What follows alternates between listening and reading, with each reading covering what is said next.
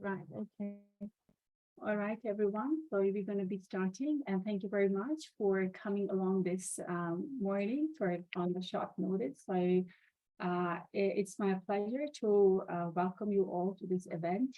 And I think most of you would know me. I'm Fossey Alone, an associate professor and the associate director for the CPLR, which is the Public Law and Human Rights Forum here at City University. And it's a great pleasure that I have to moderate and be a discussant on this event. And I'm very excited about this event. And we have today a very amazing speaker, Captain Andy Shi Chen Tian, who's a founder and president of Global Governance Institution and director of Center for International Law of Military Operations with us. And we also have Ms. Zhou as well. She is a Deputy Director for Center for Southeast Asia Studies, Global Governance Institution, and she will participate in the discussion later on. And as a background to this event, I would want to give some information because I don't know many of you who attended the conferences before. And in 2021, the Center for Chinese and Comparative Law and Public Law and Human Rights Forum, they organized two conferences on the Sino-Indian border disputes. And in fact, these two conferences were based on my GRF grant that was towards the peaceful resolution of the Sino-Indian border dispute. It was a multidisciplinary study. And I was awarded this by RGC Hong Kong. So these conferences were trying to understand, to promote either the settlement or mitigation of the SIBD while considering the perspectives of international law and international relations, and considering the history, the culture, the geography, that would help in resolving this dispute. So the goal was to explore to what extent the effective demarcation of territory calls for the interdisciplinary approach. And Andy, Captain Tian was actually participated in both of those conferences.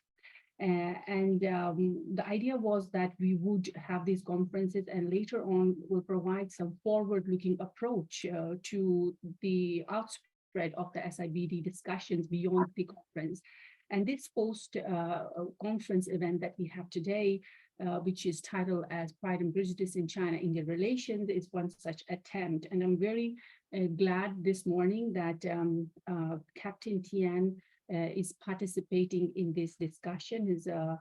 And as we know that this is going to be, before I start, this is a hybrid mode, event. And so the people who are watching us from Zoom, if they have any questions, please make sure that you write those questions in the chat box. And later on, Captain Tian will provide the answers in the Q&A section. And so we should now begin, and let's please first welcome Captain Tian, who is the founder and president of the Global Governance Institute and director of the Center of International Law of Military Operations.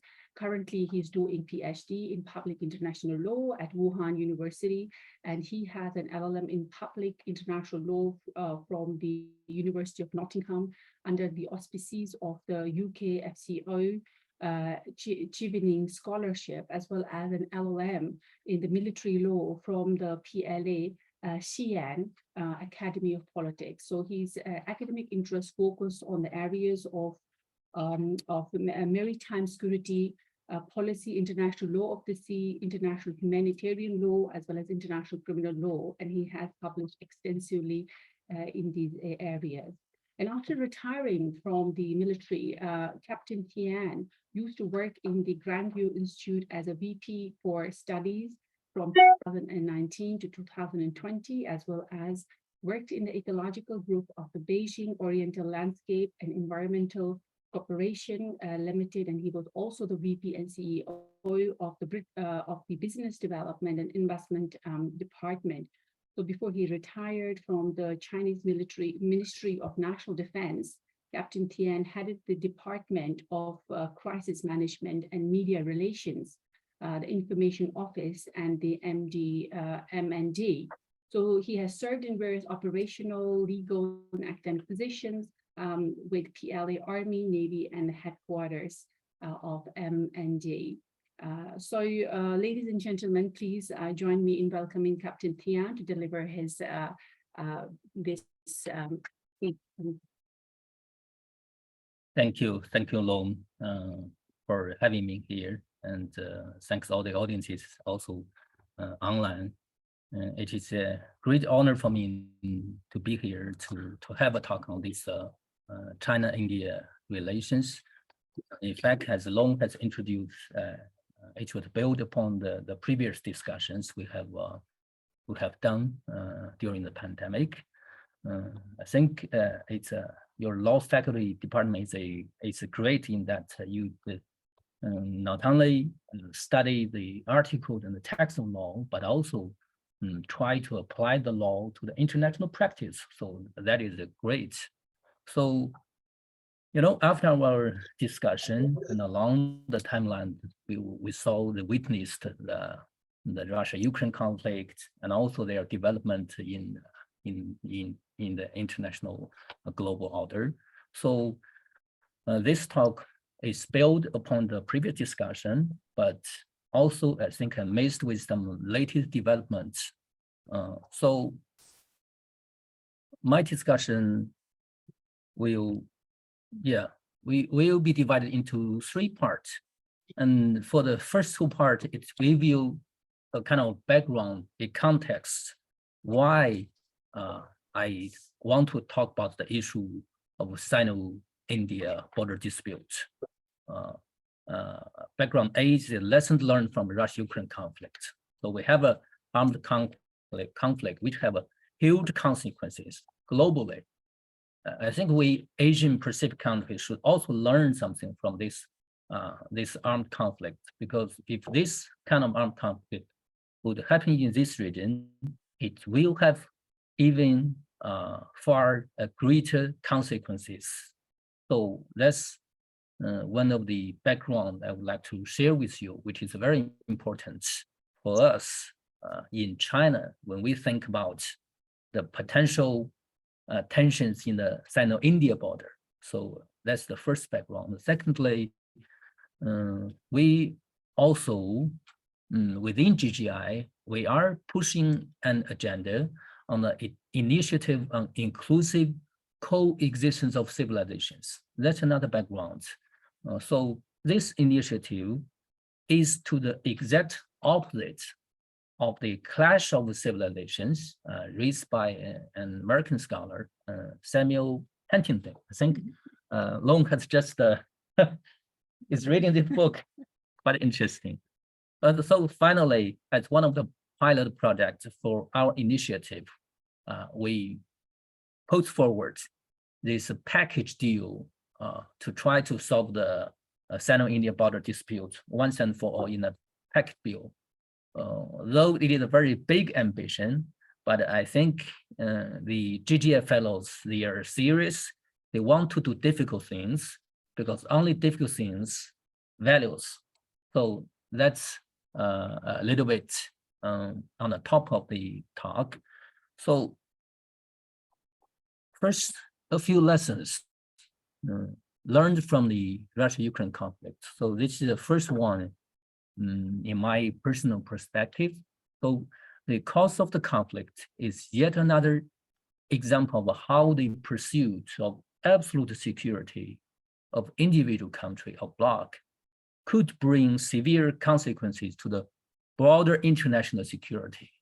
So here I studied one poem from a poet in Song Dynasty. His name is Su Dongpo, a very popular, even in current days, a very popular, not only poet, he also writes many essays, a great, and also his writing is also very famous.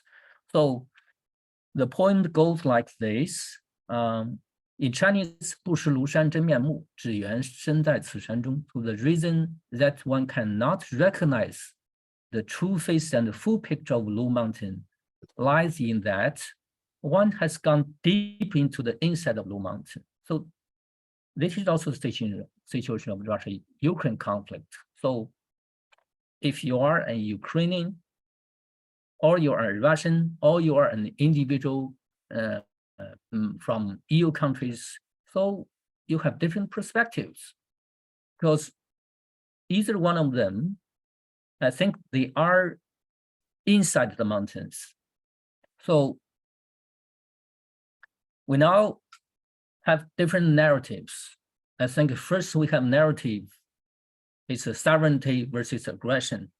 So you see the media reports that Russia is invaded Ukraine. So if you are Ukrainian, you think that you are defending your motherland, you are defending sovereignty. It's kind of a very patriotic behavior, and it's perfect in a bilateral context. If you are a citizen from EU countries or other US allies like Japan and South Korea, you would say that this is a kind of war. We must side with the Ukraine because it's defending democracy against the autocracy. And also, if we read the statements of the president of American Society of International Law and that of the European Journal of International Law, and also if you look at the progress made by the International Criminal Court, so a lot of things is being done to bring into justice the war criminals in the US-Ukraine conflict. So again, you see a picture of a kind of a defending rule of law against war crime. So that is a kind of a picture you would see.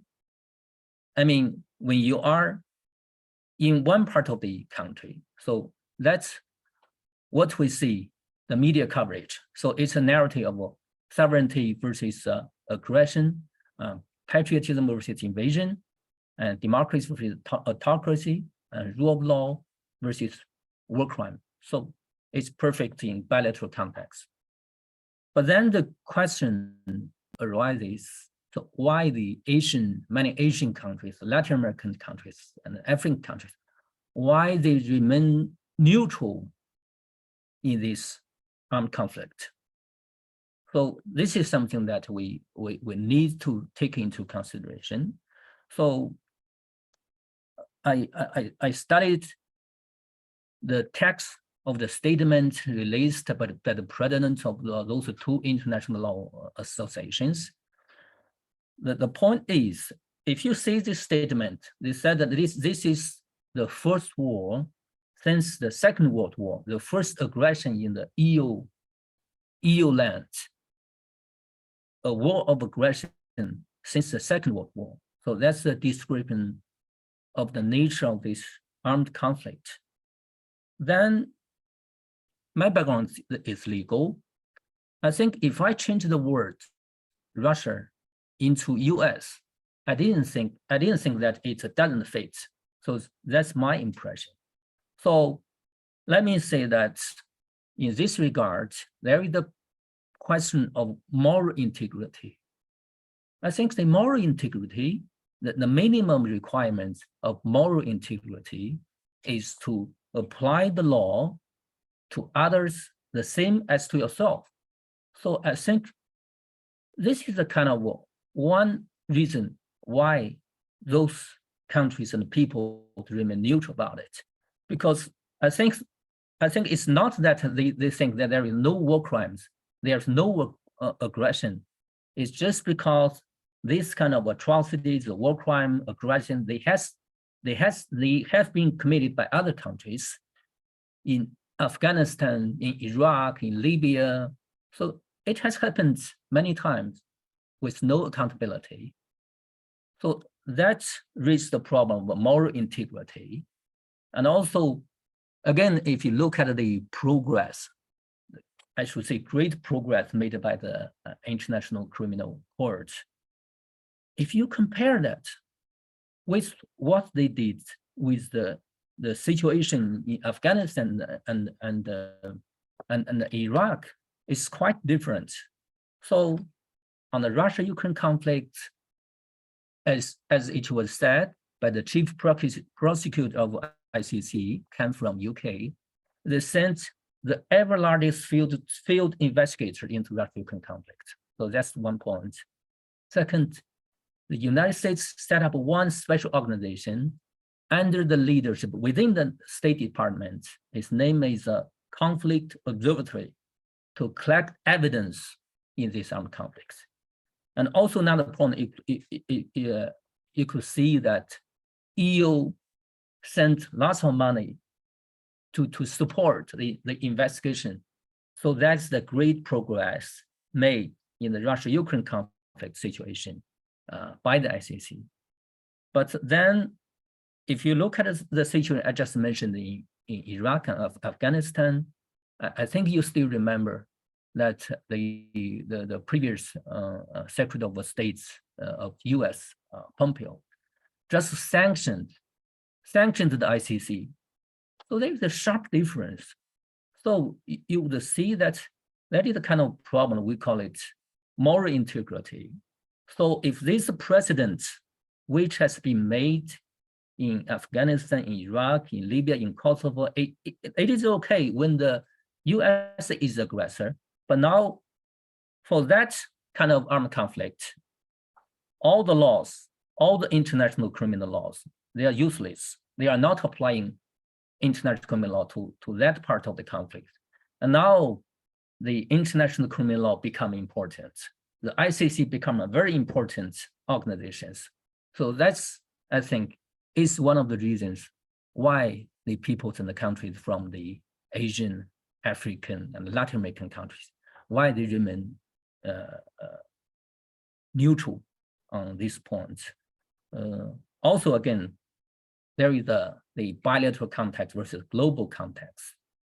So when those things which looks perfect in bilateral conflict, but if we look at it from the global governance perspective, we see that actually the nature of the armed conflict, we all know that it's not only between Russia and Ukraine. I mean, one part, Ukraine is it's kind of a proxy war. It's on the one part is the US-led NATO, because all the intelligence, ammunitions, weapons are provided by the United States and NATO countries. And the other part is Russia. So that is the nature of the armed conflict. It's not purely a conflict, armed conflict between just Russia and and Ukraine. So this is from the global context. So it's not purely a bilateral context. When it is a bilateral context, it's all those stories look very beautiful, perfect. But if you look at it from the global context, it's not that way. So then comes the causes of the armed conflict. So on the one part, on part of the US-led NATO, they think that, so the NATO expansion is okay, it's not threatening Russia, but on part of the Russia, they think that the Russia-Ukraine conflict is a consequence of the NATO expansion. So that's the difference. I mean that I think I have to remind the audiences about the Cuba crisis. I think if you apply the same logic, so whether Russia feels threatened or not, I think it is up to Russia to make a decision, not by the US-led NATO. Because if this is the logic, we can apply to the Cuban crisis. And then it should be also be at that time, it's the US, they feel the kind of being threatened, not the Russian side. So that is the bilateral context versus the global context. This is another element why we remain neutral on these points. And finally, I think, if you compare the Russia-Ukraine conflict to the armed conflict I mentioned in Iraq, in Afghanistan, in Libya, so the difference is that in that category of conflict, it is the United States who is the aggressor. In the Russia-Ukraine conflict, conflict, it is the Russia that is the aggressor. So you see the picture that in the global context, I mean, when US, as one South Korean professor told me a few days ago when I had a seminar in Sri Lanka, when any country, when its GDP raised to a level of some percentage of United States would think it as a pacing challenge. So to remain to keep its dominance and prominence and American first, so they have to do something. Whether in the economic field, that's the previous Japan, EU, or Germany, or in security area, like now Russia, China, and even India. Maybe for China and Russia is on the table. India is under the table. So for this conflict, it is Russia who is the aggression. So you see a kind of overlapping of interests between the US strategic aim of keeping its position as the first-class section of Snowpiercer, a film, Snowpiercer, and its allies' values and also values of international community in defending democracy and the rule of law.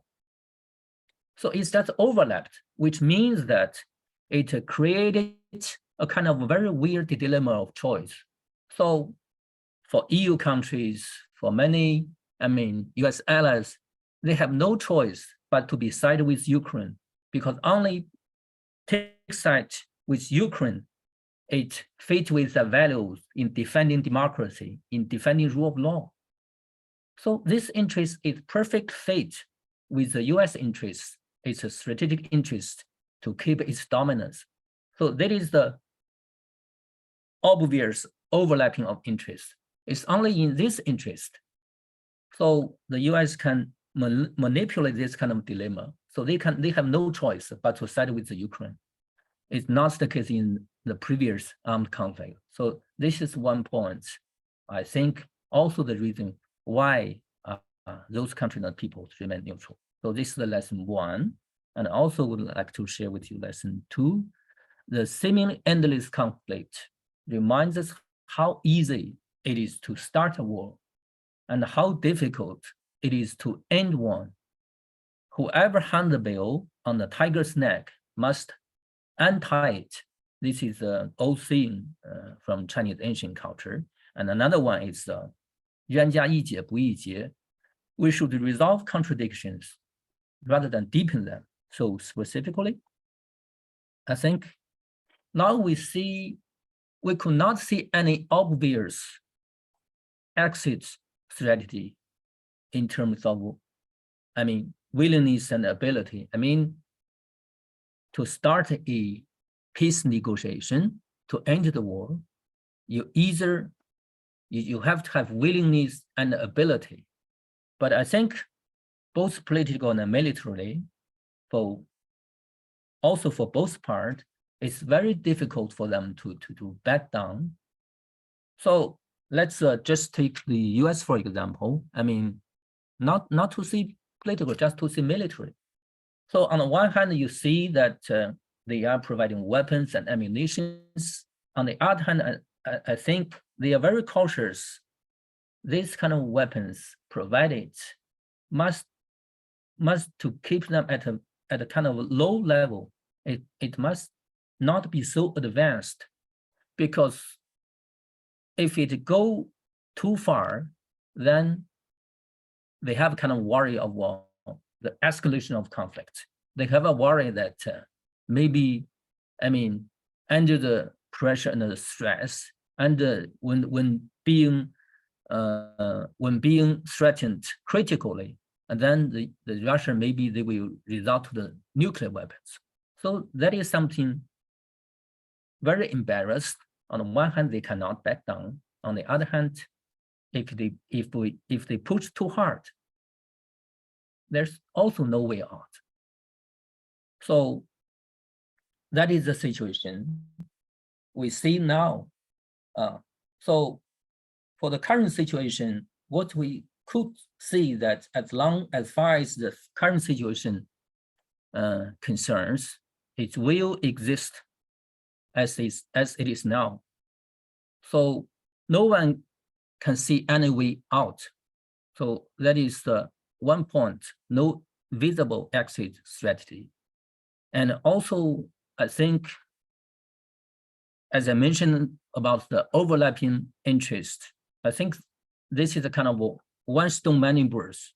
So if we look at the picture, if you jump out of the bilateral conflict, you can imagine or you can analyze who suffers most, who is victims.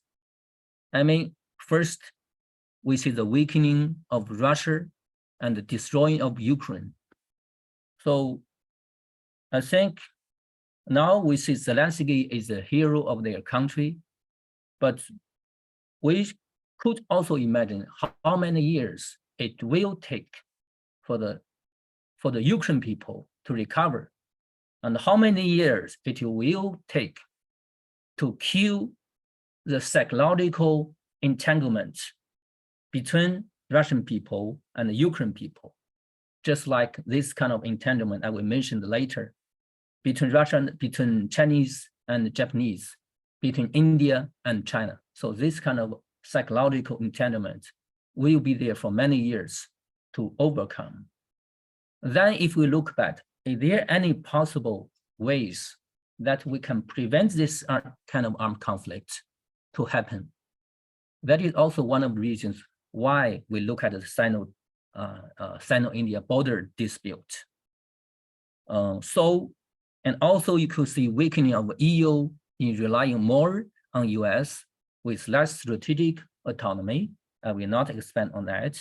And also I think under the context of China and US competition, it also provided new logic, new tools for US to contain China.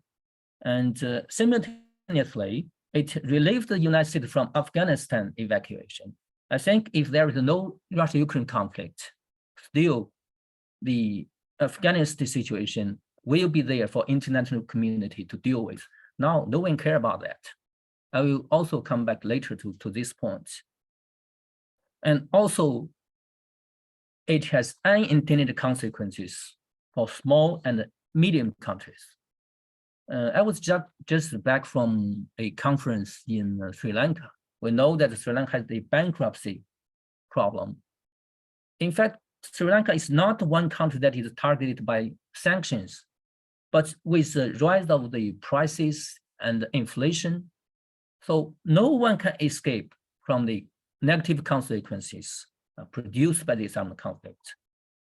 So I think, finally, I think the ball is the head as the hand of the United States, because, as I said, this old saying says, whoever hangs the bill on the tiger's neck must untie it.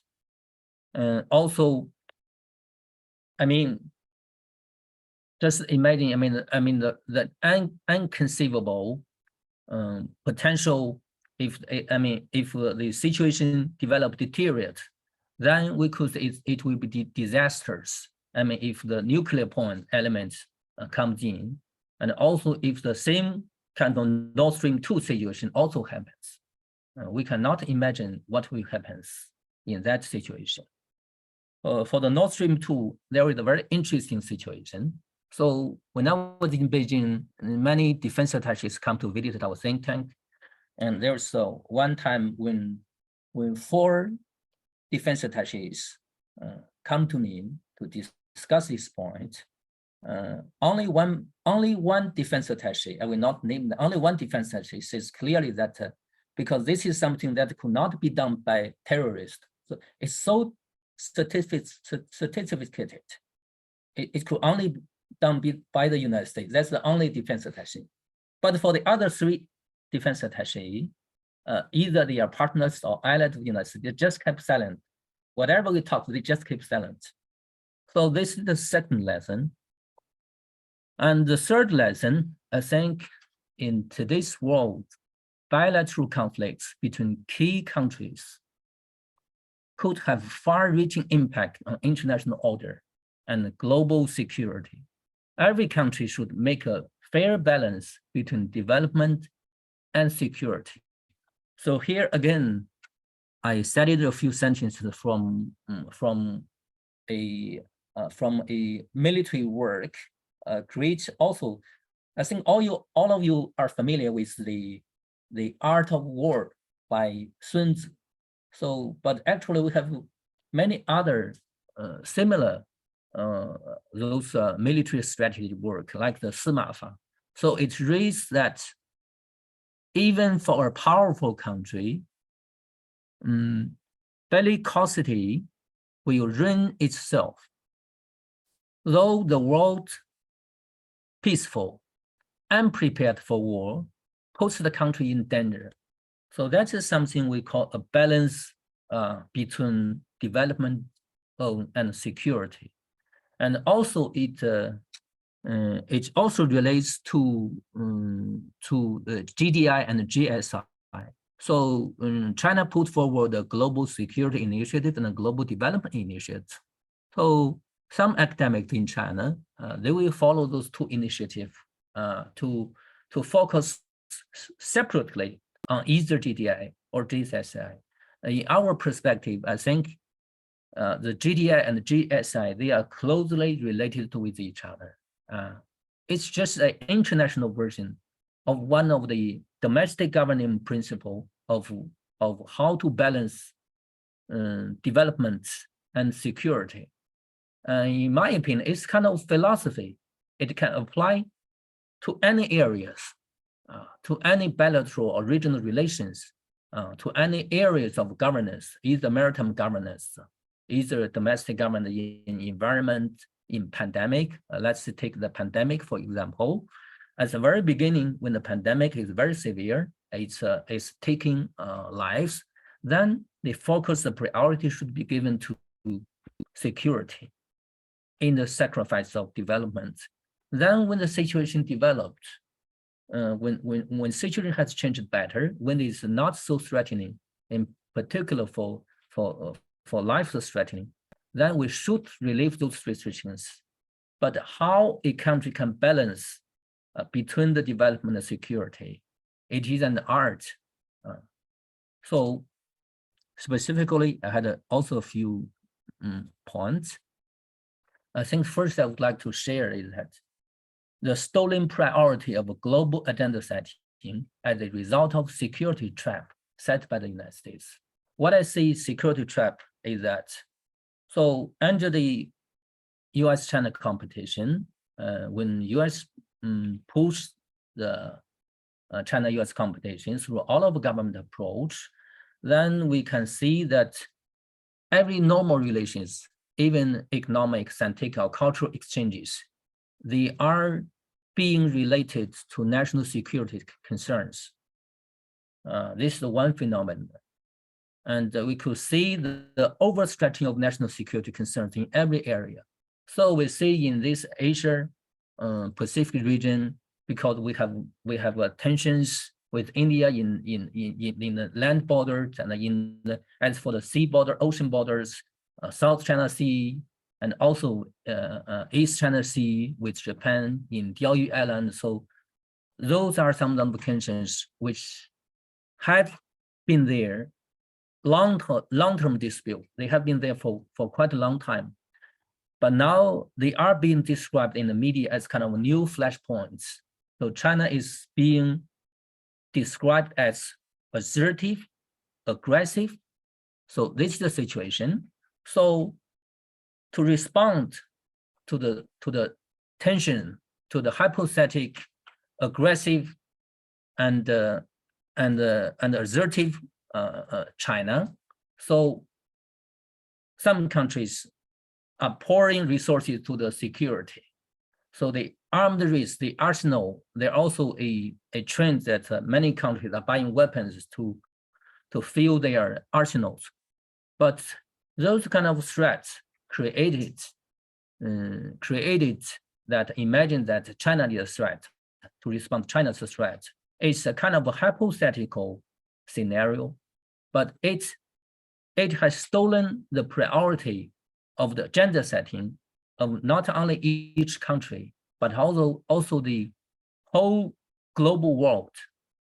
I mean, just imagine that how many resources are devoted to the Russia-Ukraine conflict. Just imagine, with the armed conflict, there is a rise of energy prices. So many EU countries, in particular Germany and France, they are giving energy allowance to enterprises. So if a teeny part of those allowance is taken away to try to use it to solve South China problem, it will settle huge problems. So those resources, which could and should have been used to solve Afghanistan humanitarian disaster, to solve Somali famine, to solve Pakistan flood, to solve Turkish earthquake, to solve even the California, the hot waves, has been stolen to be devoted to the security area. So this is why I say that this kind of overstretching national concerns is kind of a security trap. It has stolen the priority of the global agenda setting. So, I mean, every country, they need to take a balance between development and security. And this is I think on the day we are discussing in Sri Lanka, also that day, at that day we are discussing the situation, the lessons, also the lessons learned from Russia-Ukraine conflict. It happened that on that exact day, the BBC covered a story. That story is about UN Secretary General Guterres is holding a conference, Doha conference, focusing on the Afghanistan situation. In addition to the policy part of that coverage, the BBC coverage that day also recorded an episode of humanitarian situation in Afghanistan. They recorded the exact sound of a boy, his voices, his inhale and exhales. So gradually, the sound of the exhales and inhales gradually weakened, and then the boy died. I mean, on that exact morning, it took me many minutes, 20 or half minutes to try to recover from the dark mood. So the figures given by BBC is that at least 167 children is dying in Afghanistan. As released by the figures by the UN that conference, about 90%, above 90% of the Afghanistan people, they live in poverty, but only 6% of the fund which need to solve this problem is coming. So there is a huge gap for international funding. So if foreign reserves could be relieved by the United States, that could solve a great problem. But now, because of situation in Ukraine, in Russia-Ukraine conflict, no one take care about the Afghanistan situation. No one think about why the Afghanistan now is in such a situation. Why each day 167 babies are dying. I'm a father, so when I listen to that episode, it really hurts conscience. It really hurts conscience.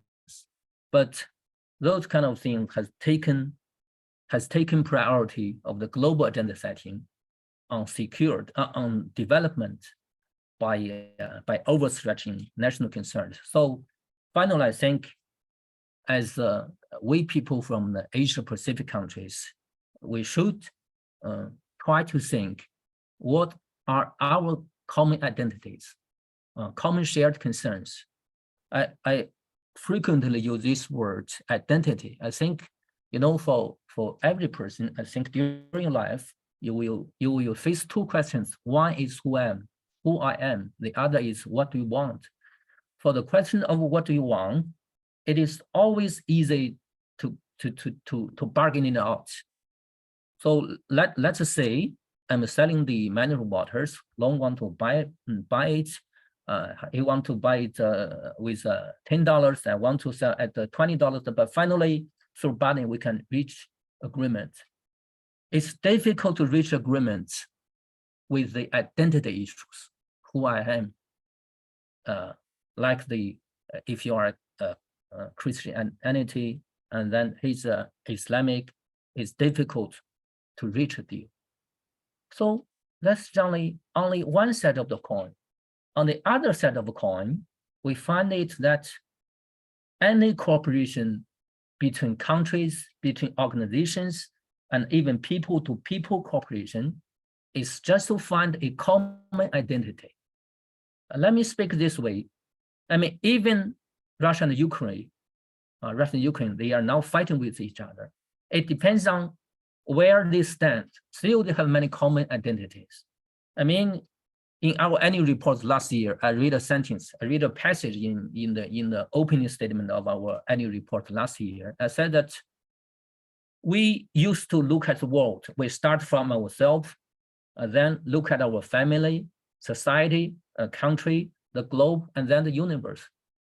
But if we look from the opposite side, if we stand in the galaxy, if we look from the universe to the globe, from the whole globe to your country, from your country to the society, to the family, it's totally different. Then we would find climate change is a shared identity. So this kind of shared identity, everybody can find, even to enemies, they can find identities. Neighbors are identities. Alumni identity. Even we like a same film, it's kind of identity. So any cooperation, to symbolize it, is just to find an identity. So what we can find in Asia Pacific. So I listed here a few points. First, maintaining peace and pursuing prosperity. This is our common identity. That is also why I see that, as for the Taiwan Strait and the cross-strait relations, we all know that in China's perspective, it's our domestic affairs. We do not want to be interfered by others, but it do has international concerns, because if armed conflicts arises, then it will be concerns for countries in all countries in this region, because just imagine a kind of armed conflict like the Russia-Ukraine conflict. Every country in this region cannot escape from the consequences of such a big conflict. Just imagine the involvement of the military intervention of the United States. So that's, I mean, to maintaining peace and prosperity, this is the common interest. This is the common identity shared by all countries. That is also why we try to give a package deal to China, India border disputes, because a common peace and prosperity is our common identity. And also to avoid a Russia-Ukraine scenario in the South China Sea, not only in South China Sea, in South China Sea, China-India scenario and China-Japan scenario. So this is another point, is our shared identity. I mean, not only those countries directly involved in these situations, it's not only between China and India, between China and Japan. It is the common identity shared by all the countries in this region. We have to solve it, and also to embrace strategic autonomy for this region. So we have to have our own mind, make our own decisions, how to balance between development and security. I mean, as for the South China Sea dispute, there are many claimants. So let's take China-Malaysia relations, for example. So it is an issue between of the Sino-Malaysia relations, but how are you going to deal with? Is it that because we have a conflict, then first we settle the conflict, we fight a war to settle it once and for all, then we develop our relations. All that we know that this dispute only one part of, a tiny part of the Sino-Malaysia relations. And then we keep it, we negotiate, try to find a peaceful approach. But at the same time, the existence of a dispute between our countries does not prevent us from developing economic relations. So that is also another application of the philosophy of balance between development and security. And finally, I think also achieving reconciliation and not letting history to repeat itself. I know those regions, we have witnessed many wars which have far severe consequences. You know, the United States have come to this region with Korean War. Still, the negative legacy is still there. The tension is still over there in the Korea Peninsula. Here also the Vietnam War, Afghanistan War. So we cannot also not to say the Second World War. We cannot let the history repeat itself. I mean, either between China and India or between China and Japan, we Asian people must achieve reconciliation. So these are few lessons we learned from Russia-Ukraine conflict, which tell us how important to keep peace, how important we try to solve those kind of problems, either territorial problem or other small, tiny problem through peaceful ways, instead of resorting to use of force. And also, at a second background, I will cover it very briefly. So we are pushing the initiative on inclusive coexistence of civilizations. I call it ICEC.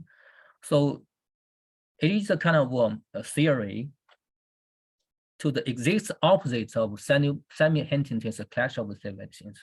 So according to Samuel Huntington's Clash of Civilizations, there will be clashes between Christianity and Islam, between Christianity and Confucianism, or the combined, there will definitely be clashes. And many Western scholars buy it. But from a perspective of Chinese scholar, I think if we look at international practice, if we look at the historical experience, we could see that the inclusive coexistence of civilizations did exist and have guided many good international practices.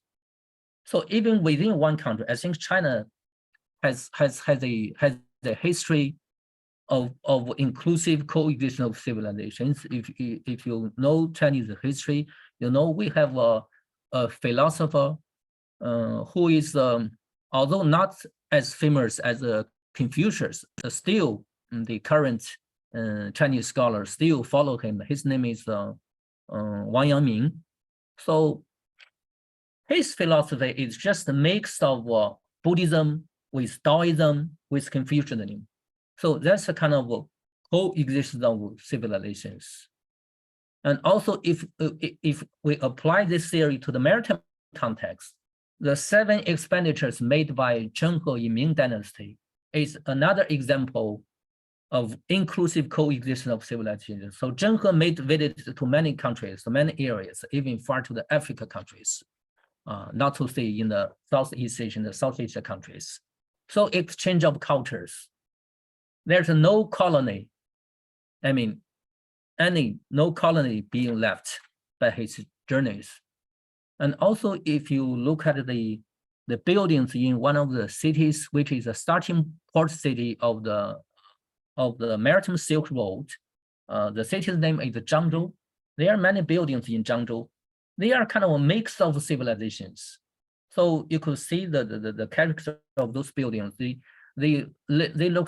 They have elements from Roman Catholic. They have elements from ancient Chinese. They also have elements from the Buddhism. It's another example of the bilateral coexistence of civilizations.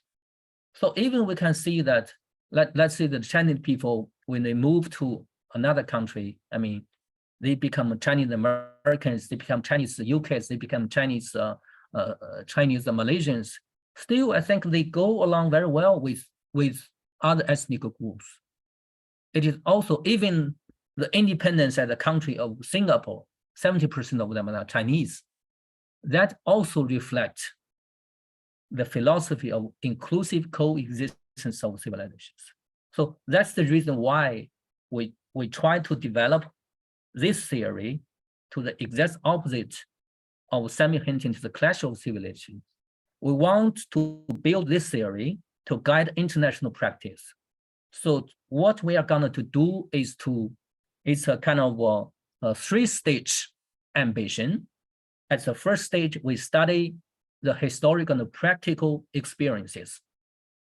I mean, even for the current international practice, I think the deal rates between Saudi Arabia and Iran is also another example reflecting the bilateral, the inclusive coexistence of civilizations. So I think we can use this theory to solve all kinds of domestic governance and international governance. That is the first stage. We would take 2 or 3 or 4 years to study all those kind of cases, experience. And then for the second stage, we are going to hold international ICEC summit. Finally, at the end of the day, we are going to set up an international NGO. It's called International Fund for ICEC. So that's our ambition. So the Sino-India border conflict is a pilot project under this initiative. So we want to use this initiative to try to solve the practical problems between China and India. When I was in Sri Lanka, I also discussed this problem with one Indian Major General. He also recommended me that there is one Indian scholar who wrote a very beautiful book. It's also a coexistence of Buddhism and Confucianism. So again, finally, to our focus, the case study of Sino-India border disputes. Actually, since I have given you a long story about the background, it will be easy for me to explain to you what is our package deal for the Sino-India border dispute. So here I have 3 questions. By answering these questions, you will have a clear idea of what we have designed to solve this problem. First, why it is difficult to settle Sino-India boundary dispute compared with other 12 of the 14 land borders between China and its neighbors. So, as I said in the Western media, China is always being described as aggressive, as assertive because of those maritime disputes. But actually, and also they had a kind of logic describing China as kind of a strong country bullying small countries. The big has a say. This is also another logic. So this is a kind of a subsidy trap. One country becomes stronger and bigger, then it will expand. That's the logic. But in a very sharp difference, actually, if you look at the strength of China, we are quite strong, military at army. You all know that the Chinese military, they are quite strong at fighting land wars. Not to say the historical legacies from Sun Tzu after war, but also through those years of development, we fought, when even before the founding of the People's Liberation Army, we fought with Kuomintang. We did what we did in the anti-Japanese war, and also what we did in the Korean War. It shows that we are quite strong with army. If we use this kind of logic of the Western logic that since China is strong at army, they should expand the military in the land border, in the land area.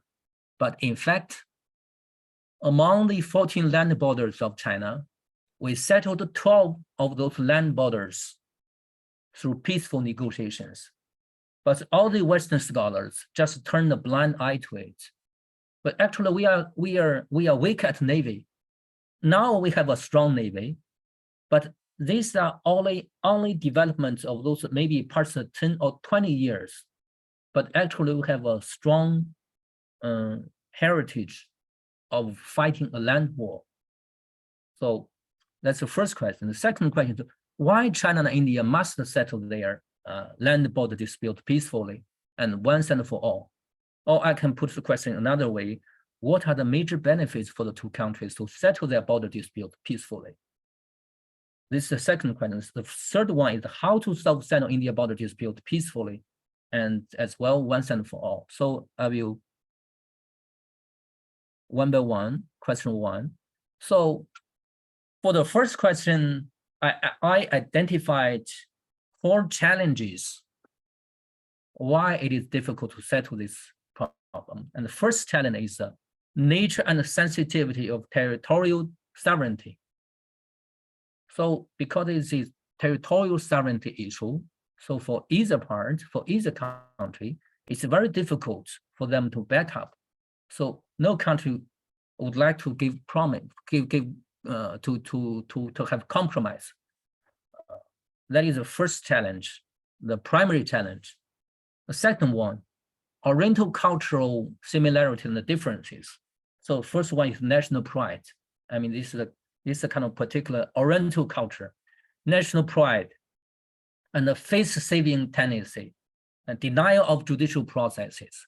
So those are both shared, common, not only in India, but also in China, cultural similarities.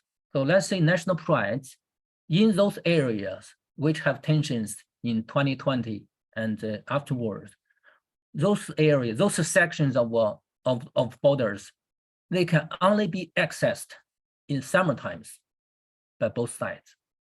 And even in terms of the resources, excuse me, even in terms of natural resources, there's no great values.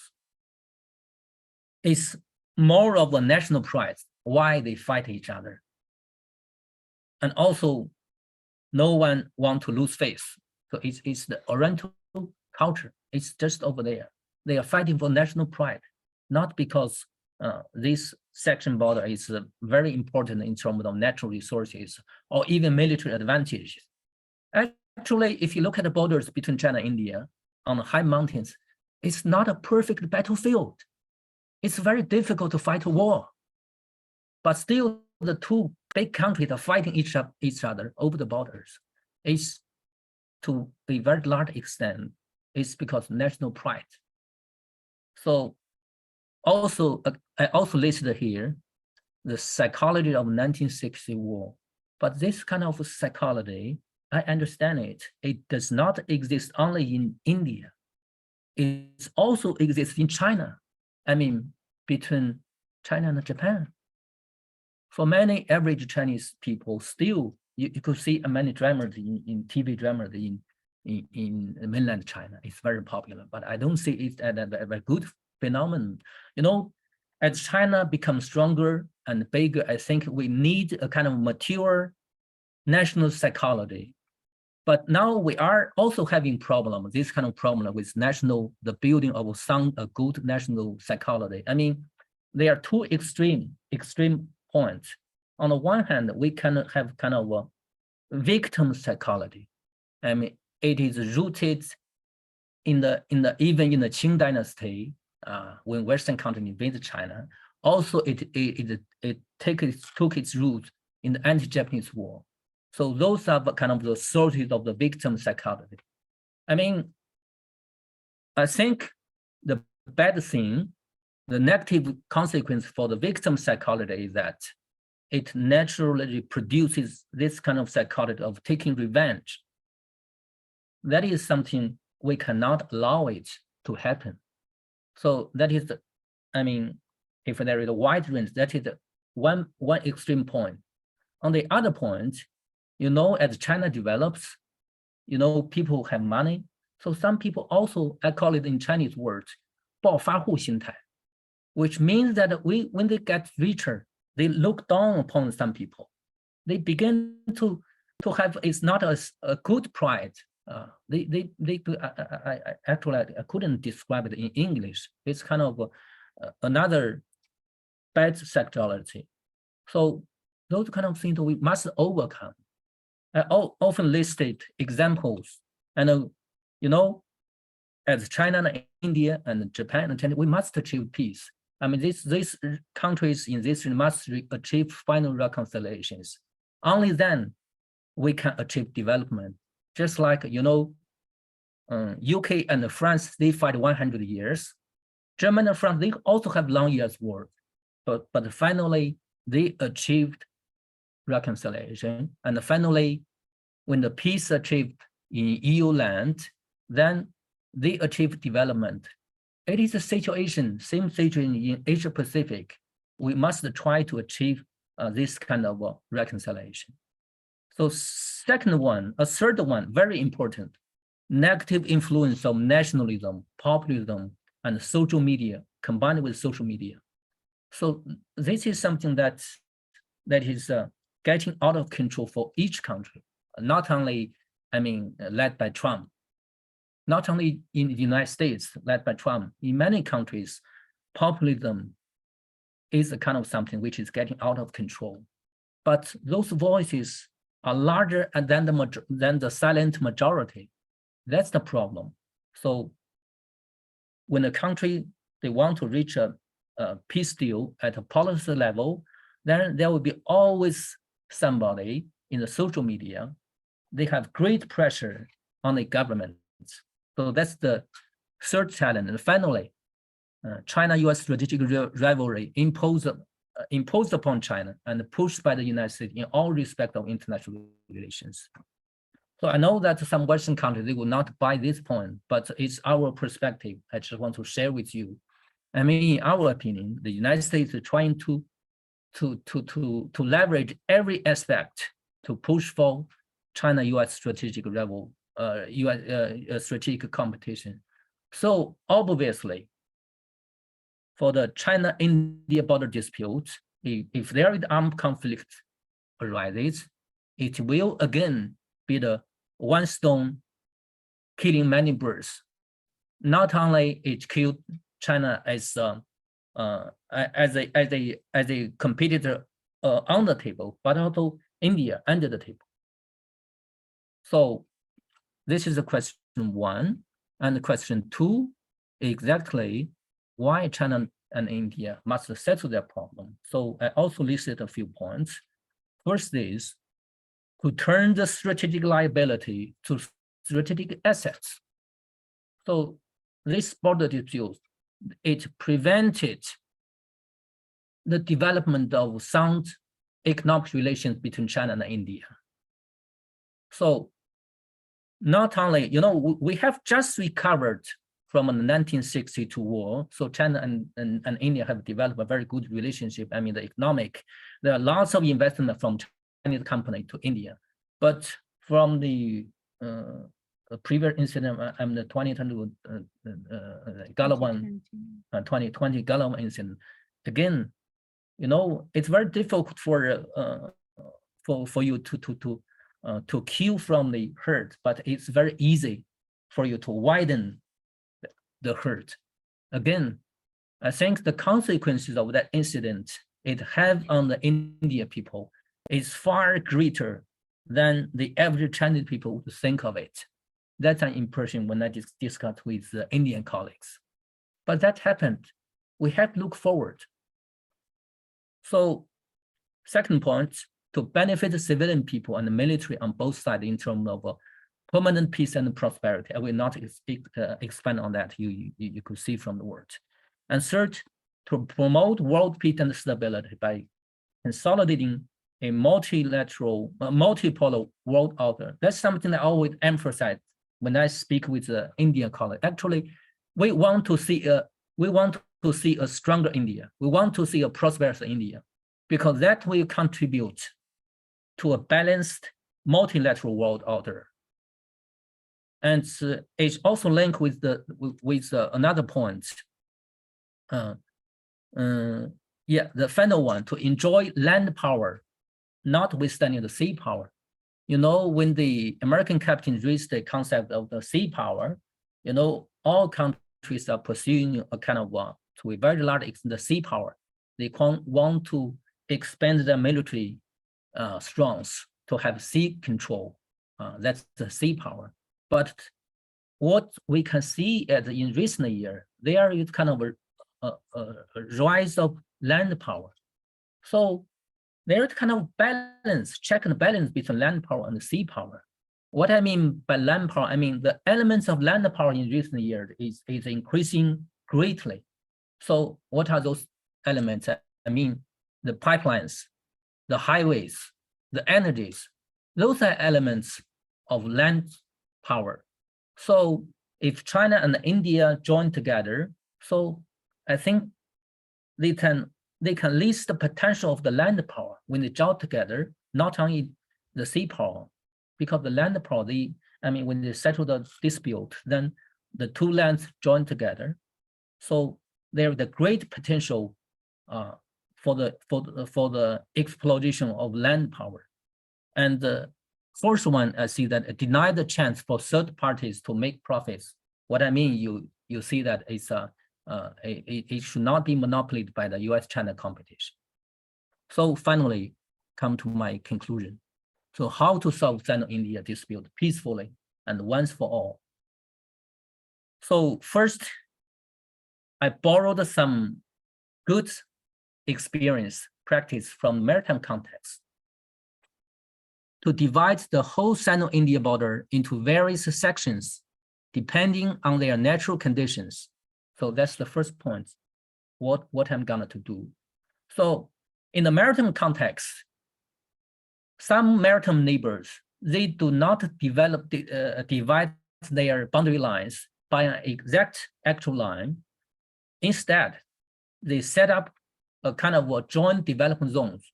There's no actual boundary, but there is a kind of zone, GDZ.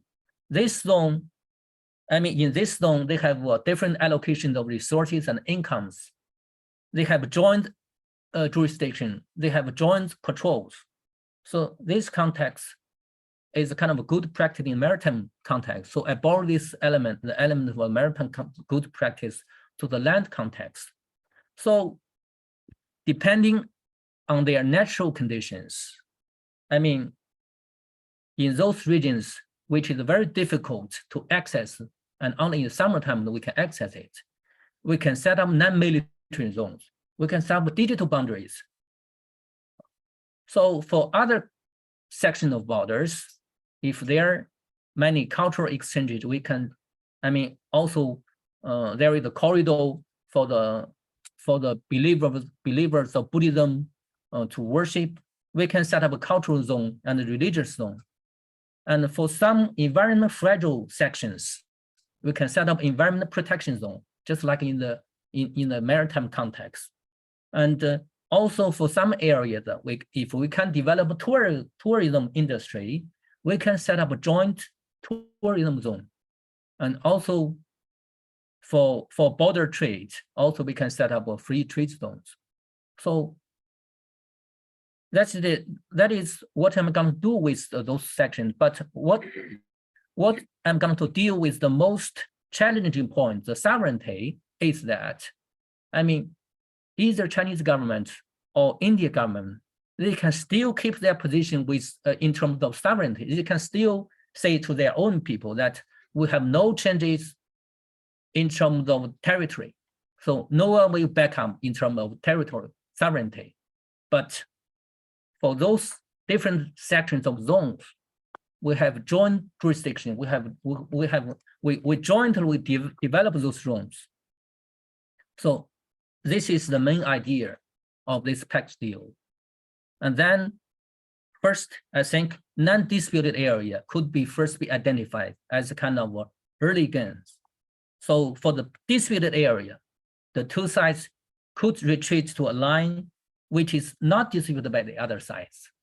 And finally, to form a final proposal, I think we can set up a joint task force of international experts, not only China and India, including not only scholars, retired diplomats, from both sides, but also from the third parties, which has good experience in mediating international dispute.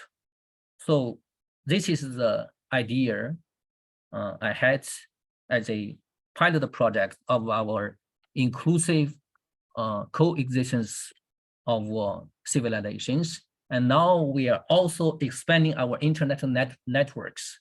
So we welcome all the partners, scholars, organizations to join us to develop this coexistence, bilateral inclusive coexistence of civilizations to build a better world, to build a peaceful world for our generation and our generation's generation. Thank you. Thank you very much for this very insightful presentation on resolving the dispute generally and international practices, and how does that actually affect the very small of the disputes, and what can we do to prevent them or mitigate them. So I think because I'm also the moderator and the discussant, so I didn't have an opportunity to read all the paper before, but so I'm just going to give a few feedback on the paper that was presented today. And first of all, I would say it was a privilege to listen to this well-articulated and stimulating presentation, in which we discussed about the lessons learned from the, around the world, such as the Ukraine-Russia conflict, and then how the questions such as we discussed, why the countries will remain neutral, for instance, what is the overlap of interest, and starting in conflict is easy, but ending it would be very difficult.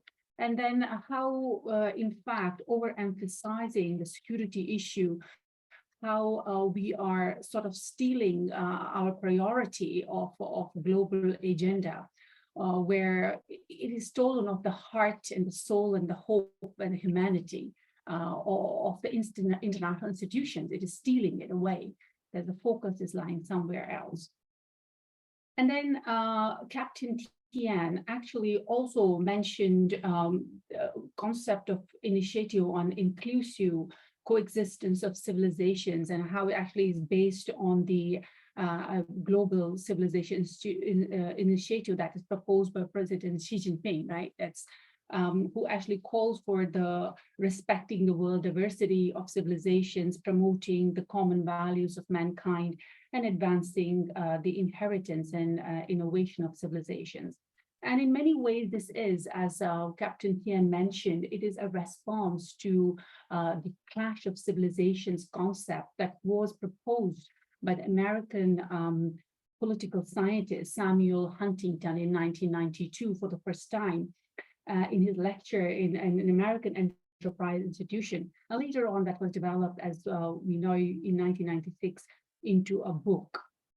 And he proposed that the primary source of conflict and the wars in the post-Cold world would be fought based on the cultures and identities, and the religious identities mostly.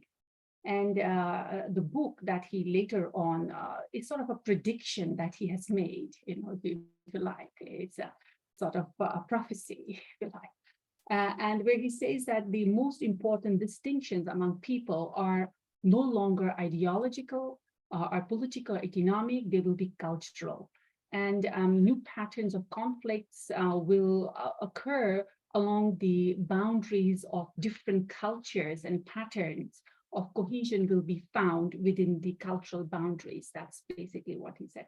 And as Captain Tian also discussed this, and as I said, that the CICC, in short, that is the inclusive coexistence of civilizations, is actually a response to that clash of civilizations, and addresses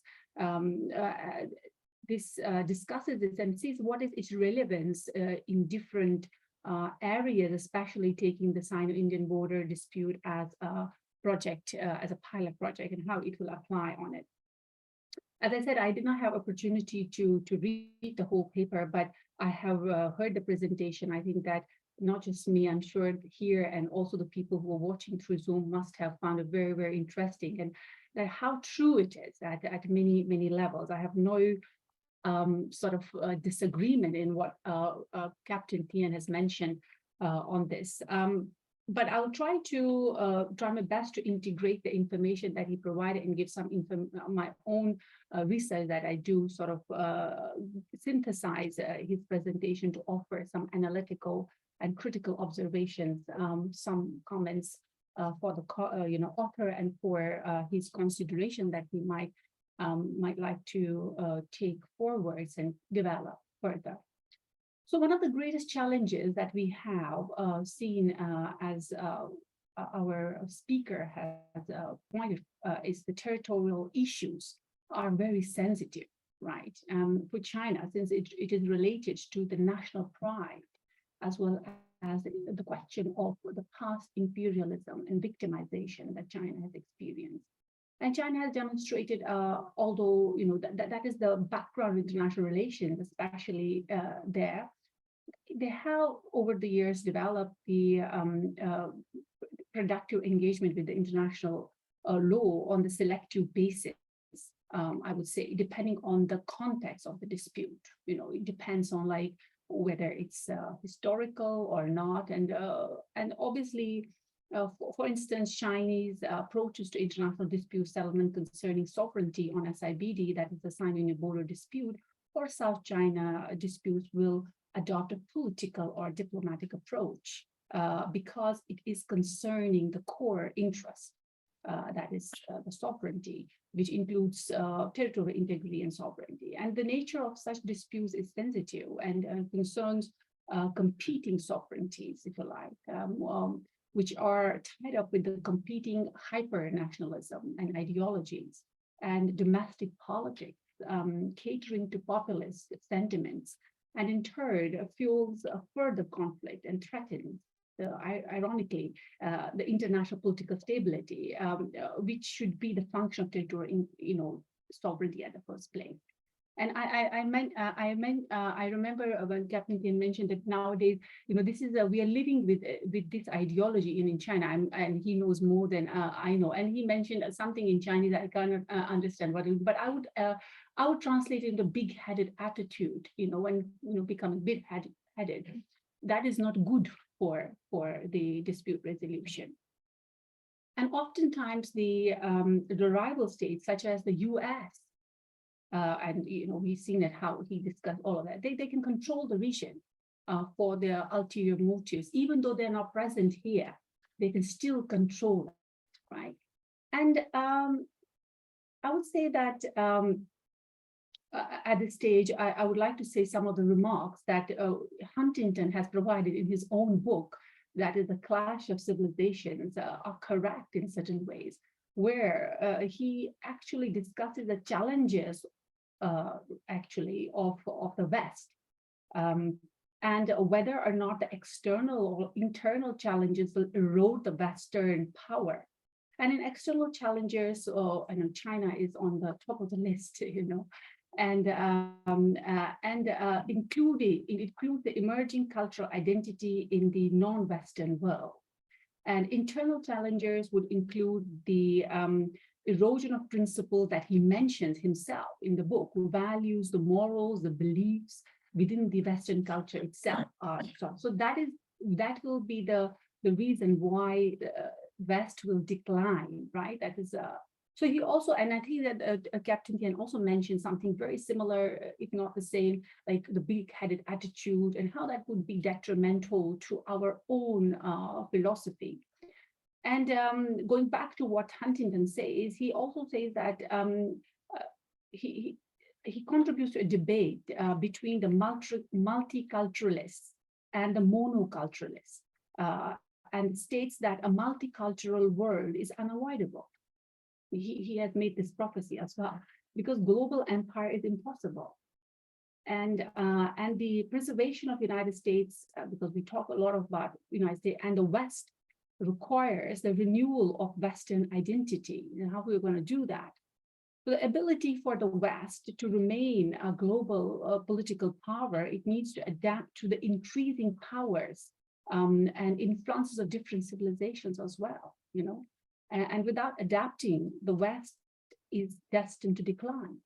And so in that way, his prophecy, if you like, it is good enough, I would say. I mean, that applies not only to the West, it applies to any, in my understanding, will apply to any country who's rising. Rising nations need to be aware of not only rise through the use of power, or the hard power, I would say, military power, but through the soft power. That's what Captain Tina also mentioned in his discussion. The soft power is more important, because wars, starting a war, and we see the conflicts, and he mentioned it in very, very articulately, that is easy, but ending the war is more, that is and oftentimes the states don't have dignified exit, if you like. So dignified exit in any conflict is very important.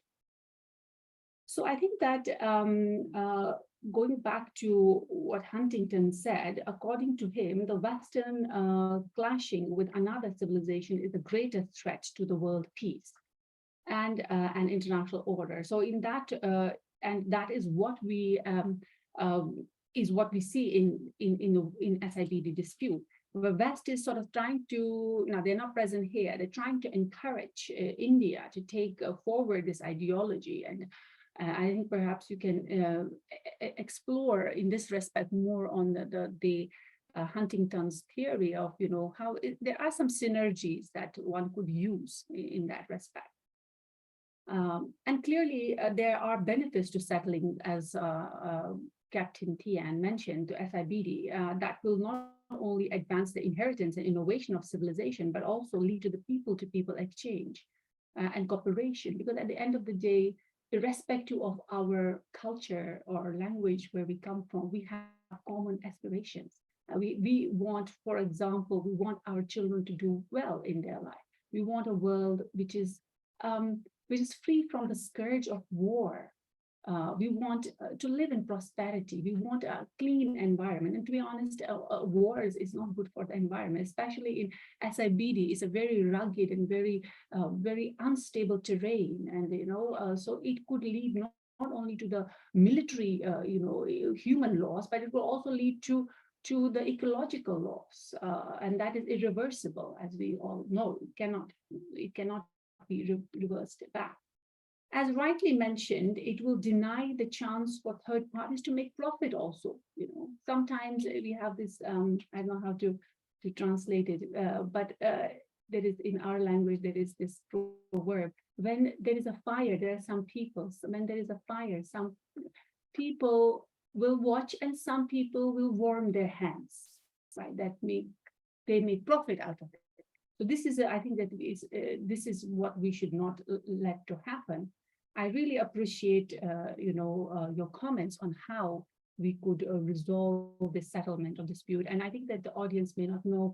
I mean, I've done a lot of research on it. I mean, in terms of the historical aspect of it, the SIBD actually divided. If you think about India-China border dispute, you can see the three sectors very clearly. One is the Western sector at the top, the middle sector, and there are not countries involved. The Nepal, is Bhutan, and other countries involved in the middle. And then there is the Arunachal Pradesh, which is where we have Tibet issue involved. So I think there are three different parts, and there are different issues, and that's what I have mentioned from my legal as well as historical research that I have done on it.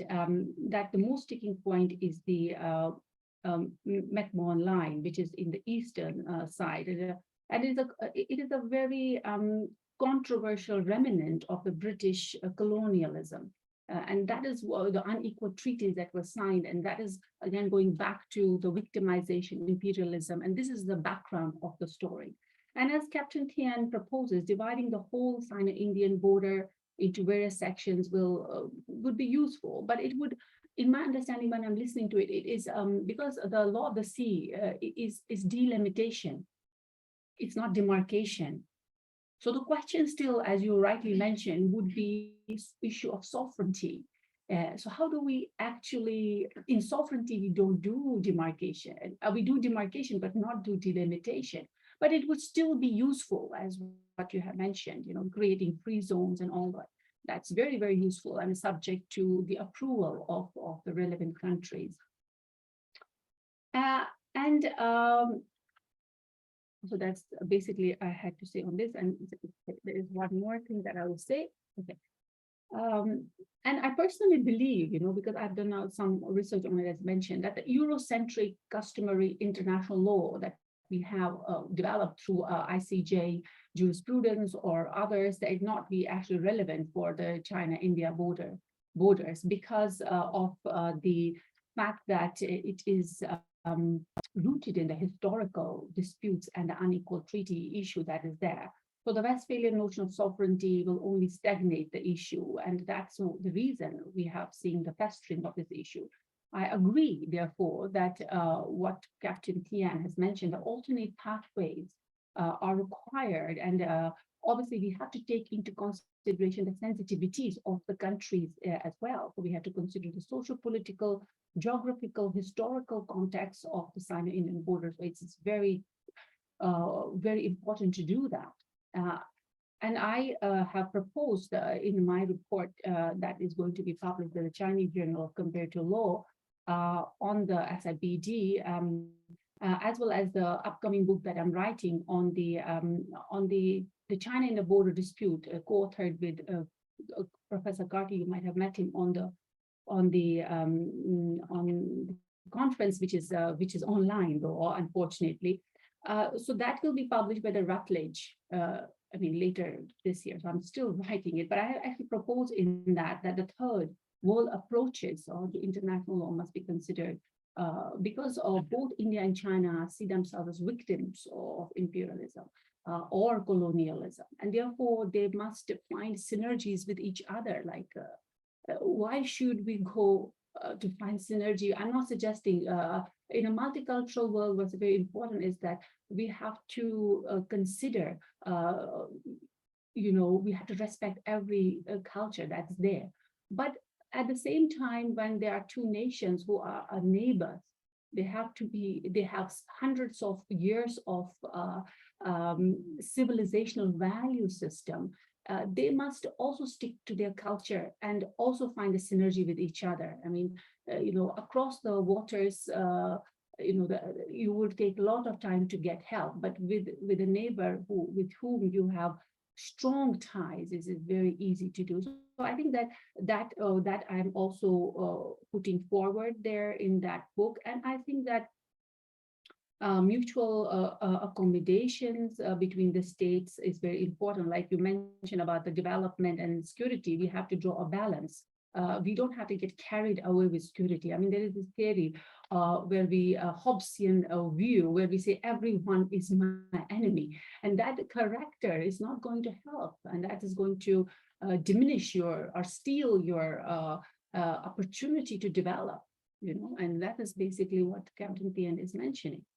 And therefore, a negotiation framework, the India and China must find out something informed by the 5 principles of coexistence. This is something that they have done, and this should be a cornerstone for the peaceful Sino-Indian diplomatic relations. It is proposed as a precursor to incremental change. So we actually find, as you mentioned, I personally also feel that we must take into consideration the least controversial part and get a success there, and then move to the next level.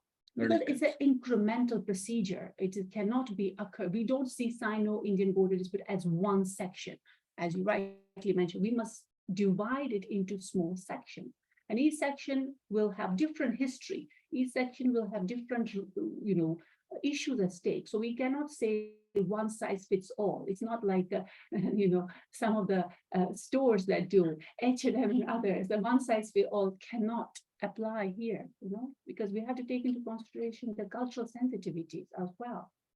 So persistent tensions on territorial claims in each section and other border-related crises needs to be surveyed to determine the depth of the conflict and understand the British Indian colonial cartographic legacy that we have in this part. So all of this has to be considered. And I think that Captain Tian did a very good job by bringing in understanding it not only from we should not have tunnel vision. This is very important. I think that sometimes people have tunnel vision and they completely ignore what is happening in the rest of the world. What's happening in the rest of the world has ramifications on everything that we do, right? Like you mentioned in Sri Lanka, what's happening, this is, uh, so we must consider all of this. And I think that living in harmony has much more benefits than what is happening. I think that the Eastern culture is to promote a culture. Our civilization teaches us to promote harmony, and that's what we should be doing. And I think that we have done the right job. So that's all comments that I have for him. Now let's move on to the audience questions. If you have any questions for Captain here, even some people have questions on chat, so maybe we can check the chat. Okay. All right. Yes. So thank you, Dr. Long. Thank you, Andy, for the very interesting talk. Actually, it is absolutely agree with two of you, like the inclusive coexistence of civilization. That's a very, very useful concept. I think that's what I just only hope we can see some progress before the end of the earth, right? And so my question is, I think this we want to have this more grand identity, more inclusive identity. Probably first we should have this inclusive platform. So now so far we are under the current situation in the Asian, in this region, not just global, the regional competition system. For example, the Indo-Pacific, we check with any mentioned Asian Pacific. Actually, it's already two terms. Actually, so one is promoted by the US for the region system. I think China more prefer the traditional one, Asian Pacific system. And China and I think it makes a lot of, for example, in Southeast Asia, countries feel very difficult. You think you don't need to the side, but actually you have to in some way. And this is like a daily. You have to face every issue. You have to balance. This is very difficult. And China, Indian case, the border case, I just wondering which for at this very difficult situation, how we can do we have this political space to like the country to build a bilateral or multilateral platform to slowly to solve the things of more inclusive concept for the border, like we see the mutual confidence building. I think it takes a very long time. So now, when we start, what we could do now, so what will be the? I think this is my questions about. Thank you. Thank you. Thank you, Mr. Zhou. I think it's a very good question to start with. Given the sensitivity Long mentioned, and also you also mentioned the political, I mean, if we take it through a top-down approach, that will not work. So that's the reason we, at the end of my last slide, our approach is not top-down level, just because it is so sensitive. I mean, if it starts from the government to government level, it's sensitive. The room for leverage is quite small. So that's why we as an NGO, we at the think tank, we want to take this initiative. So it will start with a NGO level package deal.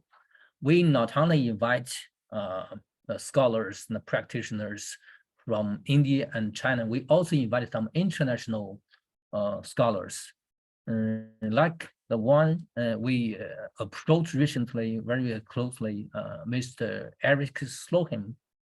He used to be Undersecretary of UN and also Executive Director of UNEP. He's a Norwegian diplomat.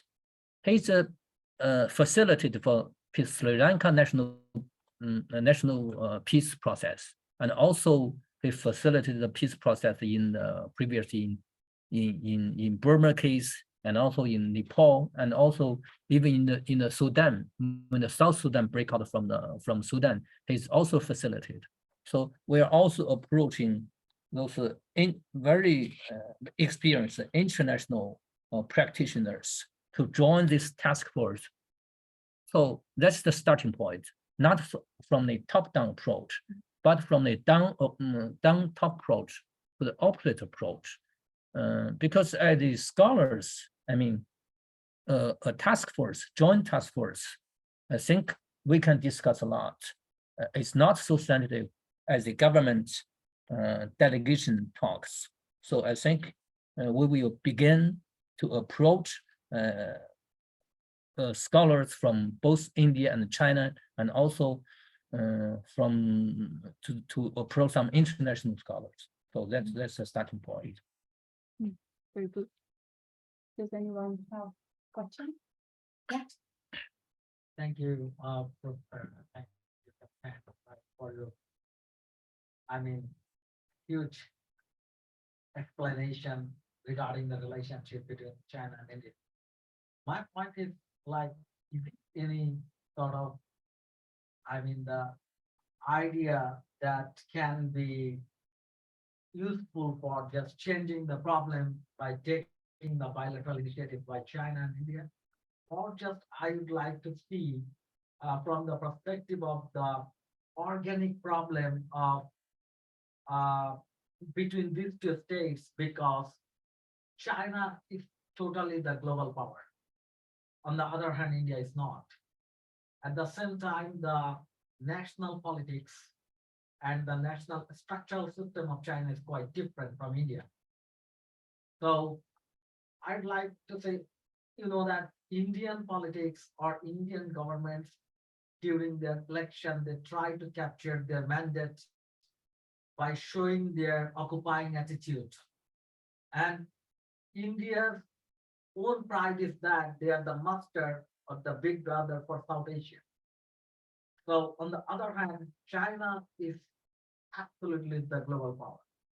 So the difference is that China's strategy is to, just make the relationship with other neighboring states and the Asian countries and rolled a one road on belt policy that is quite evident for that. On the other hand, India is just trying to focusing only to itself, only to the major concerns of its national pride, of its national sovereignty, and these things. So the total polarization based on their political and global strategies.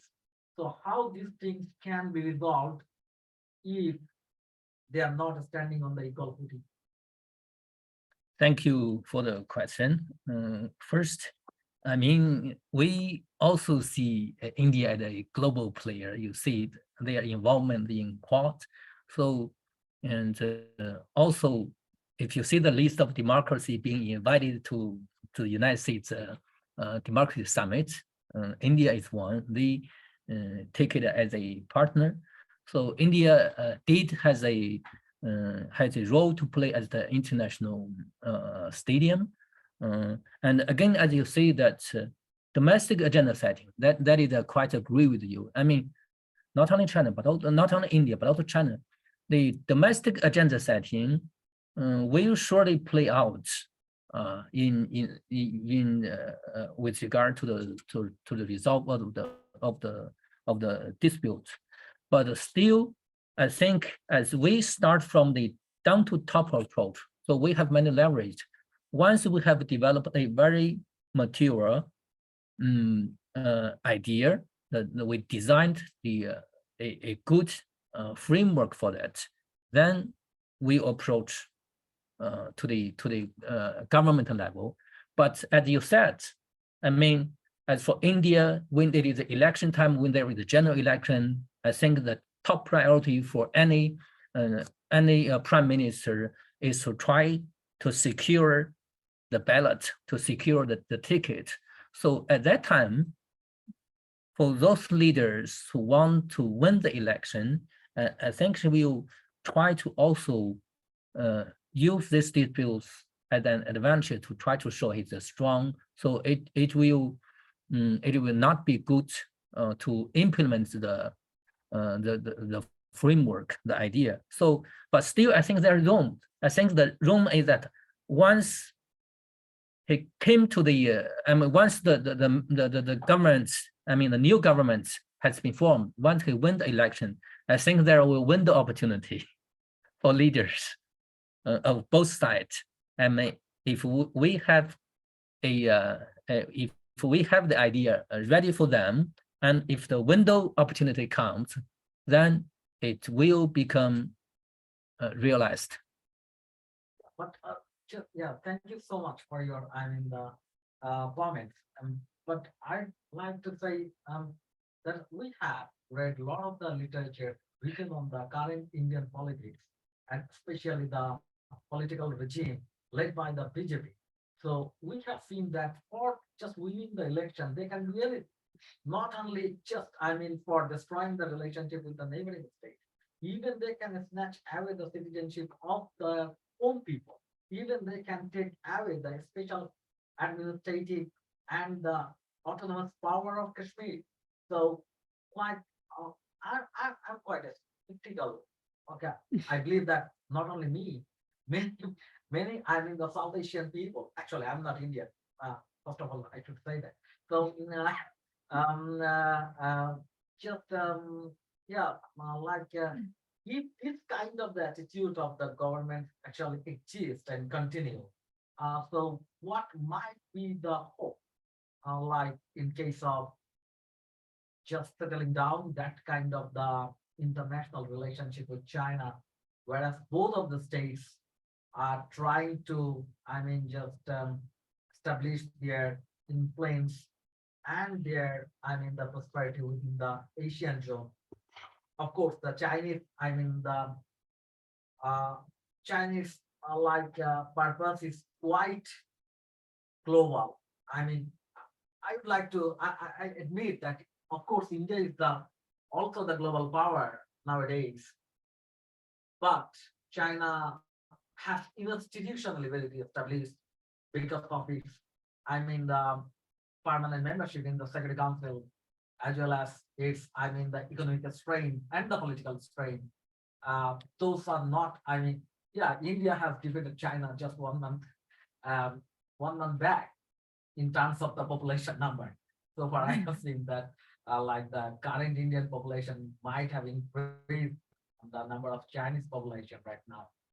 Anyway, but that is not the exact, the proportion. So you believe that on the other hand, in China, basically, the government and the system is quite stable, right? Their political system, the structure of the state, and all these things are quite stable, right? So, but in India, that is not. And we have clearly seen, especially Professor Low might be more experienced on that, that they have seen the total strategies of the Congress government and the BJP government quite different in terms of making the relationship with China and with other neighboring states. So, right. So, what would be the current perspective suggestion for your side in case of just minimizing the internal politics of India? I think that's why, as we have you as the audience, there are some Indian people who think like you. So I think there are wise Indian peoples who have a clear picture of Indian politics, who will see the benefit of settling the border disputes. How much do they benefit the Indian people? So also that's why we start from the NGO level. That will have a great room, great leverage to handle this problem. If you start from the politicians, I don't think it will happen. Thank you. Yeah, I think that I agree with Captain Tian. So that's why they have started this this NGO where they will want to have a human-to-human touch and cultural negotiations before jumping onto the political level. And we all know that the BJP government in in India and now is very stringent in many ways, and they have their own ideology of how they want to create not a secular India, but rather Hindu India, if you like. So that is going to have problems, and because they have the vote banks, so that is how it will be a problem for starting from there. I think that's where the incremental approach is important, and maintaining the status quo, like you mentioned. So we can still have a status quo on the issues that we have on hand, but that could go with the other initiatives like development and the human, touch through conferences, through cultural integration and other things. So this is a longer road, but we need to have a hope. The hope is a beautiful thing. If we have hope, we can achieve big things. And that's how I see it. I mean, we shouldn't give up. We should keep continue doing things, and every step counts. So that's what I will say. I think that it is a gloomy picture, but it is not impossible. And we have to wait and watch, like you mentioned, that we have to wait for the window of opportunity. We never know that what's going to happen in India in next election. So it's going to be, it's going to be in power, and that would be the opportunity. So we strike at the time when the iron is still hot. Okay, so yeah, thank you. Yeah, yeah. Like when you talk about the inclusive, Coexistence of civilization. definitely feel like, and you know that in China, it's hard to feel Chinese characteristic. So how to find the common interest among the countries that can keep in harmony? Is there any conflict in Thank you. I think as I mentioned, I wrote a passage in our annual report, a statement. So whether you can see the common values, the common interests, it depends on where you stand. I think any people, any country, any organizations, they will have shared identities. That's why I give you a list of examples. It depends on where you stand. I mean, if you stand as a galaxy, if you look at the globe, then I mean the climate change is a shared value by all the countries. Ethnic is a shared identity, but also identity could be very various. It varies from person to person, from organization to organization, from country to country. So it depends on where you stand. But I do think there are shared identities between any organizations and any individuals.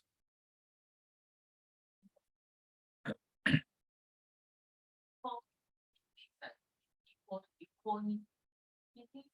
These are inclusive, because most civil systems, it means every civilization is equal, or they have hierarchy system.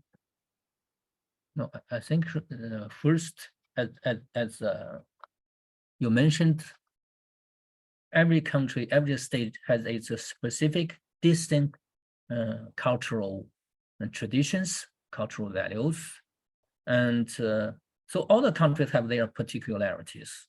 So I mean, when I say inclusive coexistence, what I mean is that on the one hand, they are equal.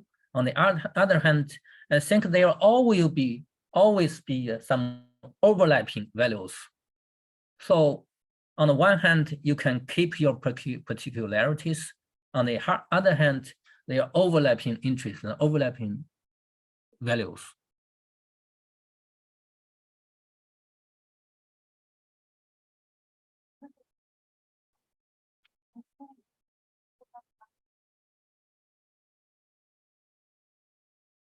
Mhm. Like,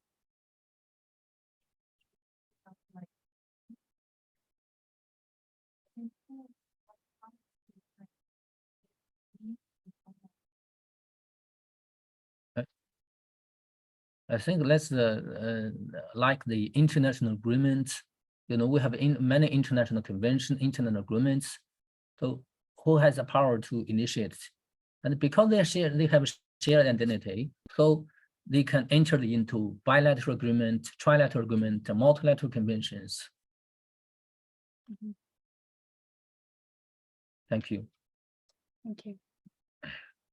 I think that, does anyone have any more questions about this? I think if you are interested in the exceptionalism, I think that you should also read Harold Cole, like who has written a lot of work on it. Actually, exceptionalism started with the American realism theory, and then you can expand. And actually, you're right. Every country has, depending on their interest, they could have different, interests that will what would make them exceptional. That is a different idea, I think, than what we are discussing here. But one of the articles he mentioned, Harold Go, a long time, because it reminded me, as you mentioned this question, is that when we have a power, it can apply to China or any power as a rising. So what would be exceptional behavior for that particular power? So we have a choice: either we rise with the force and using the war than other, but we also have a choice to do soft power. And in fact, Harold Koh in that article actually recommends that the U.S. should rise with using the soft power rather than using the hard power. I think in many ways, like Captain Dian mentioned as well, we have some commonalities. I mean, we have international institutions where we have signed different treaties, like Universal Declaration of Human Rights, for example, right? And it has a common things in it. And in fact, China accepts those. These are the universal humanistic values. Humans have only one language. And I think that the commonality can be found on that, but not on the basis of cultures and identities, because that will be difficult to find any synergies there. All right, I think that's I hope that helps. I think it's a very, very interesting and very, very stimulating presentation. Questions that we heard and were asked, and the responses to that was all very amazing. Let me see whether there are any questions. I think they all agree with us. I would say that, and there's no questions. So as a conclusion, I would say that it has been a tremendously rewarding experience to learn about different things and new perspectives and opinions, not generally on SIBD, but generally on the world, international relations, politics, and how it actually works. And I hope that the CCL and CPLR provided this platform for the reflections, and I'm quite grateful for that. I hope that we all learn something, take something away today when we leave. And I would say a big thank you for all your participation, and especially the speaker who was so wonderful and to give us so much information on a food for the thought, so we can have a whole day thinking about this. And thank you very much for everyone's participation here. And I would also like to say thank you to our research staff of the Chinese Center for Chinese Comparative Law, as well as a Public and Human Rights Forum. Here we have Katie and Ren that for their help assisting in the logistics and in a very short time. So that was very wonderful. So I wish you all a very good day, and I hope that we can have continued discussions over the years on this very meaningful topic, and having academic exchanges that is beyond this event. And thank you very much once again. I think that we should give him a very good applause for this. Thank you so much. Thank you again. Thanks a lot, everyone. Thank you. Thank you. Thank you, Long, for the wonderful moderation. Thank you. Thank you all the audience. Final word I'd like to send to you that an old Chinese saying which goes like this in Chinese. It's a 车到山前必有路，这个船到桥头自然直。It's what it means is that when a vehicle come to the mountain, it will have a path. When the vessel passes through a bridge, it will accommodate itself to pass, which is the very optimist view of Chinese philosophy. Thank you. Thank you. Okay, now if you have some refreshments, please feel free to help yourself.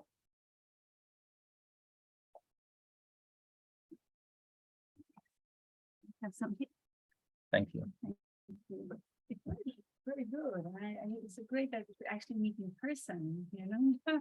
We have met on the conferences twice, Yeah. but not in person. Yeah.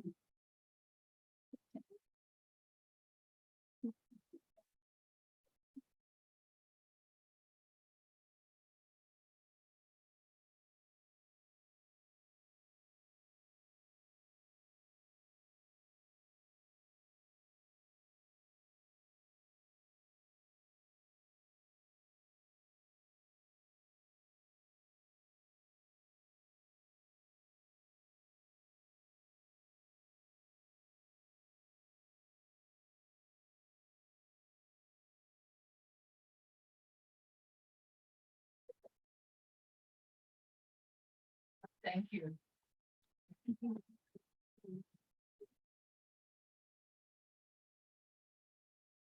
Before we have to chat more to chat, so don't worry. So we have booked a room under